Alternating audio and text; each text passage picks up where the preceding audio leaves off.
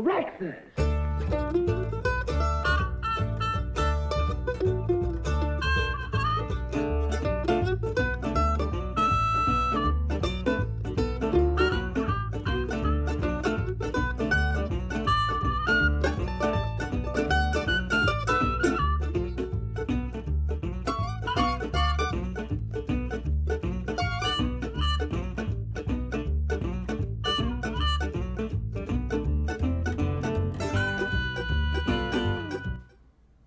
Good morning, and welcome to Comics for Breakfast. I'm your host, Jason MINK. Today, we're talking Fumetti. I know, it sounds like a delicious Italian dessert. And maybe it is, but actually it's also something different. The term fumetti is used to describe the once popular medium of photo comics, its literal translation being little puffs of smoke due to the inclusion of word balloons used to relay text.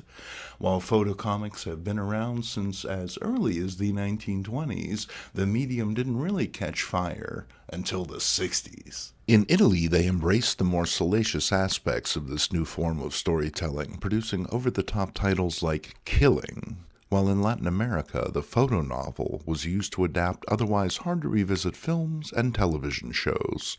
This was how many Americans first experienced the medium in the 1970s, thanks to publishers like Bantam and Photo Novel adapting the blockbusters of the day. As a kid, I remember finding these in the stripped bin at my local grocery store for $1. This was in the days before my family had cable, so being able to read movies like Alien and Invasion of the Body Snatchers anytime I wanted was about as good as it got. Today we're going to look at 3 examples of fumetti. We begin in the 1960s and the wonderful world of Warren Publishing. James Warren had already made a name for himself on the newsstand thanks to successful magazines like Creepy, Eerie, and Famous Monsters of Filmland. Always looking to expand his line, Warren entrusted legendary comics artist and editor Harvey Kurtzman to oversee a new humor title, Help! The book featured irreverent humor in the style of Mad Magazine, in no small part due to Kurtzman recruiting fellow Madaloons like Jack Davis, Will Elder, Al Jaffe, and John Severin to provide work. One of Kurtzman's assistants was a young artist named Terry Gilliam. It was while working on Help that Gilliam met British actor John Cleese, an encounter that would see the two team up a handful of years later as part of the popular Monty Python comedy troupe. Now we're going to look at their first team-up in the slightly risque tale, Christopher's Punctured Romance. So, put the dog out, send the wife to the shops, and join us for a tale that you won't soon forget. Christopher is suffering from a case of ennui. He returns to his perfect suburban home, greets his lovely wife, and prepares to settle in for the night. Just then, something new catches his jaded eye. It's his daughter's Barbie doll. The second E is for satire, resplendent in her miniature finery. Chris is struck by the anatomical detail. Barbie has things. Wilma assures him it's just the latest trend and to put it out of his mind. Chris does just that, watching a little TV before bed. Waking in the night, Christopher finds himself all peckish, a titch esurient. He decides a little fermented curd will do the trick, so he curtails his nocturnal activities and sallies forth to infiltrate the kitchen for some cheesy comestibles. He makes himself a healthy sandwich and is about to tuck in when he realizes he's not alone. Ever the gentleman Chris offers Barbie a bit of his sandwich, but she's a bit standoffish. Curiosity getting the better of him, Chris begins to explore the doll's wardrobe. To his shock and delight, the child's toy sports a very adult pair of panties and a bra. Ennui can do strange things to a man, as we soon discover. Confronted by this unexpected temptation, Christopher gives in to this most unspeakable of passions, throwing caution and frilly panties to the wind. Morning comes too soon. Chris hasn't slept, the events of the past few hours still fresh in his mind. Even worse, in his haste, he's left evidence of this reckless tryst. He sleepwalks through his day, unable to think of anything but the night before. Returning home, Chris does his best to act normal, but Barbie is there to make things awkward. Even worse, Christopher discovers his own son has developed a crush on the doll, an unsettling reflection of his own dark obsession. He overreacts, and his wife tells him so, toddling off to make dinner and leave Chris with the object of his unhealthy desire. To his horror, Christopher discovers Barbie is not alone. She shares her box with the strong and silent Ken. This plunges Christopher into despair, unable to accept being second to any man, even a small plastic one with a smooth batch. The ennui returns, a weight that collapses his psyche. Tormented with grief over his betrayal, Christopher throws himself upon the mercy of his wife, tripping over a package in the process.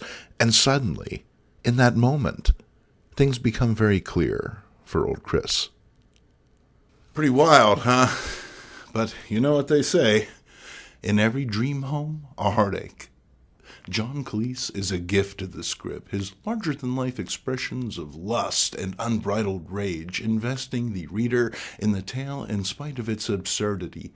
Even at this early stage, the actor's manic energy and passion is present, raising this from a forgettable little story to something worth talking about at breakfast. There's more Fumetti in this book, but it's just single-page gags acting as page filler.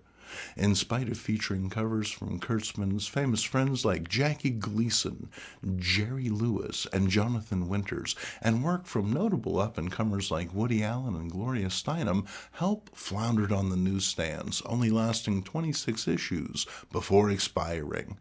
And that's too bad, as this issue was great. It features an early Wonder Warthog story by Gilbert Shelton. Track these down, OGs. They're treasure just waiting to be found. Next up, released in April of 1984, it's the Marvel Fumetti book. Now, this was a odd little one-off featuring the then-current staff of Marvel engaged in office space shenanigans. Now, I bought this one straight off the rack, excited at the kooky premise, but felt a bit let down by the overall result. Marvel never really had the best luck when it came to reproducing photographs in their comics, and this book is no exception. The shots here are murky and low-res, with the cheap paper blotting out all detail. That said, I felt I had to include it, as many of us first heard the term Fumetti here. So hang in there, Pilgrim. We'll get through this together. Here's the cover, featuring none other than Stan the Man Lee among a cosmos of cosmic creators. And what's cooler, his sharkskin suit or that Kirby crackle? The book is introduced by Big Jim Shooter. That's the takeaway here. Jim is tall, and a bit of a taskmaster to boot. Then we meet the staff. They're the indistinct blobs behind the tall one. There's a bit of banter from Jim about how well-trained the gang is, culminating in a human pyramid. Thankfully, Spider-Man has heard the enraged cries of everyone who dropped a buck on the stud and appears to give us a tour of the Marvel offices. What makes them so wacky? Necessity. We get some staff-based gags that might have been halfway amusing if we could just see what the heck is meant to be going on, but like many comics, your imagination is required. Here's Mike Carlin and Mark Grunwald communicating with the Power Cosmic. And then there's Danny Fingerroth and Bob DeNatale engaging in some spidery shenanigans. And let's not forget Louise Jones and Ann Nocenti getting a Danger Room-style workout in their office. We wrap things up with the most mundane members of the staff, the Marvel superheroes themselves, looking a bit flatter for wear. Are you guys sure you don't want to just have Hembeck draw this? There are other lame bits, including this hilarious centerfold of Stan Lee as the Hulk. What we readers didn't see is the original image, where Stan stripped down to his skivvies for perhaps the most uncanny sight of them all. In spite of playing up editor-in-chief Shooter's tyrannical nature, this whole thing is remarkably bloodless. As satire, it misses the mark. As goofy humor, it fails because it's essentially illegible. The only worthwhile bits, in my opinion, are Walt Simonson in a Thor helmet, and this strip in which Dave Cockrum is introduced to Bob Badansky. After mutual pleasantries, Cockrell makes the mistake of mentioning Bodansky's work on Ghost Rider, a sensitive subject, as the book had recently been canceled. For perhaps the only time, the photo manipulation is effective in conveying the creator's transformation into the spirit of vengeance. If there had been more like this in the book, it might have had a chance, but as it is, the Marvel Fumetti book is barely a curiosity. So yeah, I remember regretting my purchase, wishing I'd bought a few books from the junk bin instead. The lame humor and abysmal photographic reproductions haven't gained anything in the intervening 36 years. In fact, I bought this again to review here. I don't know, what does it say about me? I guess it's nobody's fault but my own, huh? Still, never let it be said that we don't go above and beyond at breakfast. Wrapping things up, well, it's the main reason that I showed up for work today. It's another Warren publication, no less. The Horror of Party Beach. That's right, it's that Del Tenney no-budget classic, now in convenient magazine form. Widely considered one of the worst films ever made, Horror at Party Beach is worthy of our attention thanks to the participation of no less than Wally Wood. That's right, the dean of science fiction himself had a hand in this adaptation, mostly painting whiteout fangs on the cheap-looking sea monsters that haunt our pasty antagonists. It's not a high point in Wally's career, but hey, we all gotta keep the lights on, huh? Cook up some popcorn, add a little butter and plenty of sodium. We begin now! Welcome to a new kind of magazine, a photo story of teenage excitement and mystery. Out of the sea they came, transforming a twisting and frolic-filled beach party into a nightmare. Chug, chug goes the boat. Splash, gush goes the toxic waste it dumps into the sea. And that's the thing about toxic waste. It gets everywhere, even in your long-abandoned skulls. Merging with the sea life growing on just such a skull, a horror is born. But let's not dwell on that. There's a beach party to get to. We join Hank and Tina, already in progress. They're a complex couple. Hank has put his formerly wild days behind him, focusing on his college studies and work with Professor Gavin, whereas Tina is horny and likes to drink. Neither one of them is wrong per se, although it's probably no surprise who I'd rather spend the afternoon with. Anyway, Hank and Tina carpet each other some more, leading to what appears to be an abrupt breakup. Tina doesn't need this square. She's gonna swing. Carefree and gay, the young people dance, unaware of the horror lurking under the peaceful surface of the water. Wow, look at this guy go. Shake it, don't break it, pal. Hank meets up with the professor's daughter, Elaine, and the two get reacquainted to the musical accompaniment of the Delaires. Here's an artfully composed frame shot between the legs of a beachgoer for that real cinema verite effect. But we don't linger on the back of knees for too long, as a primitive mating ritual has broken out midway down the beach. And when you know it, it's Tina doing her darndest to let the dogs out. Wet Blanket Hank ruins the fun, and he and Tina's new beau exchange a few words. Then they exchange a few blows. Hey, if Tina's not going to strip, at least we might as well have a little bit of gratuitous violence. Check this move. The gang picks up their leader and uses his head as a bludgeon to knock Hank over. Holy neck trauma, Batman! Only greasers were made of tougher stuff back then, and Hank's down. But he's not out, though, as he gives his foe a blow to the stomach, and then flips him flat on his back. And where's Tina while these two fight over her dubious virtues? Why, she's swung out to the cove, presumably to strip for passing sailors. Only instead she meets her doom in the form of this dude, the aforementioned Horror of Party Beach, who brutally dispatches her by smearing chocolate syrup all over Tina's neck and midriff. Yes, that's right, director Del Tenney confirmed that this is what he used for blood in the film. Remember what I said about no budget? Tina's delicious chocolatey corpse washes up on shore to the horror of the beachgoers, and the newspaper immediately blares, "Sea Monster Kills Girl," even though nobody saw it. Oh, and look, there's a panic in New York as a menagerie breaks loose.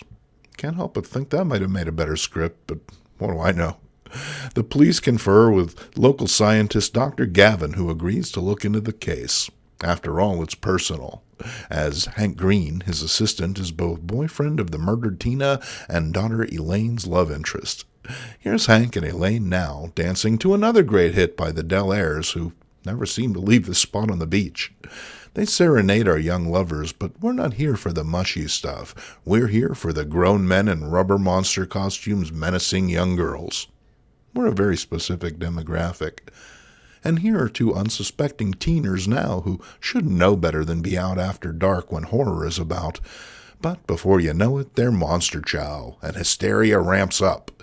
In fact, Elaine is so hysterical she might be having an emotion and can't bring herself to hit the swingin' pajama party across town. And she's really missing out. Listen. I love that song. The gals have got a tip that the guys from Sai Chai are going to crash the party, so they place a bucket of water on top of the open door and wait. Only it's not the boys, it's the horror. And he's brought a friend. Huh. Where do you reckon he came from? The gals will get a surprise, all right. Yow! Rip! Gah! Ugh. And the horror brought everyone enough chocolate syrup. Hey, Mom, I'm in a movie. I play corpse number 6. Guess we got to start somewhere. The newspaper accommodatingly posts a nice clear image of the graphic murder in case you missed the last several pages, and it's up to science to stop it. We get another little monster attack scene, this one surprisingly concise. I guess the Hershey budget only goes so far. Next up, 3 hot-to-trot dames pull into a gas station with a startling request. Turns out they're on their way to the Big Apple. What's the fastest way to get there? Why, just turn left at Party Beach, ma'am. Only a flat tire leads them down the highway to horror, and the monsters make short work of them. Chew your food, boys. You're not even tasting it when you eat this fast. Later, or maybe at the same time, 2 guys get kicked out of a bar. They still have some boozing to do, and they ask a guy in a nearby truck where the closest bar is. Only his face? Half gone. See? Now these monsters aren't even finishing their meals. The area is thrown into a panic over the murders, which now number in the low 30s. Say what you will about these guys, it took Jason Voorhees almost 4 movies to kill that many people, and we're only halfway through the magazine. One of the horrors rises from the tide a la Honey Rider and lurches into town, where it mistakes this mannequin for a proper girlie and cuts its danged arm off reaching through a plate glass window. Smart they're not. The arm is brought to Dr. Gavin, who dithers about. It's only when housekeeper Eulabelle inadvertently knocks a vial of sodium chloride over and the stuff makes the arm explode that we get any real idea about how to stop the horror. But where to get that much sodium chloride? At this hour. Hank is dispatched to New York to retrieve the needed chemical, while Dr. Gavin toils in his lab. Elaine takes it upon herself to explore Fingal's Quarry, the only place that hasn't been searched yet. And wouldn't you know it, she gets her foot caught in a rock and breaks her ankle almost immediately. Boo! Bring back Tina! Sadly, we're stuck with a heroine who makes Miss Jane from the Beverly Hillbillies look like Cynthia Rothrock. The monsters advance on the helpless Elaine, but then Hank and the posse arrive to save the day. And it's sodium for everyone, great heaping handfuls that cause the monsters to literally explode in balls of fire. Dr. Gavin rushes to his daughter's side, but one of the monsters attacks the aged scientist, laying him out. Have some syrup, old man. Outraged at his mentor's attack and his girlfriend's assault, Hank races to the front lines, first driving back and then utterly destroying his aquatic adversaries. The day saved, Elaine recovers, Hank gets some, and on a faraway beach, the Delaires expire from exposure, chained to a rickety bandstand. What a ride, huh? And if you think this was an odd choice to try and base a magazine on, well, you'd be right. But this wasn't the only time Warren tried to pull this off. Actually, they did also The Mole People, another magazine that I have, but I'm not about to scan it. A, it's not a very good movie, and B, when I scanned this, it pretty much destroyed my comic.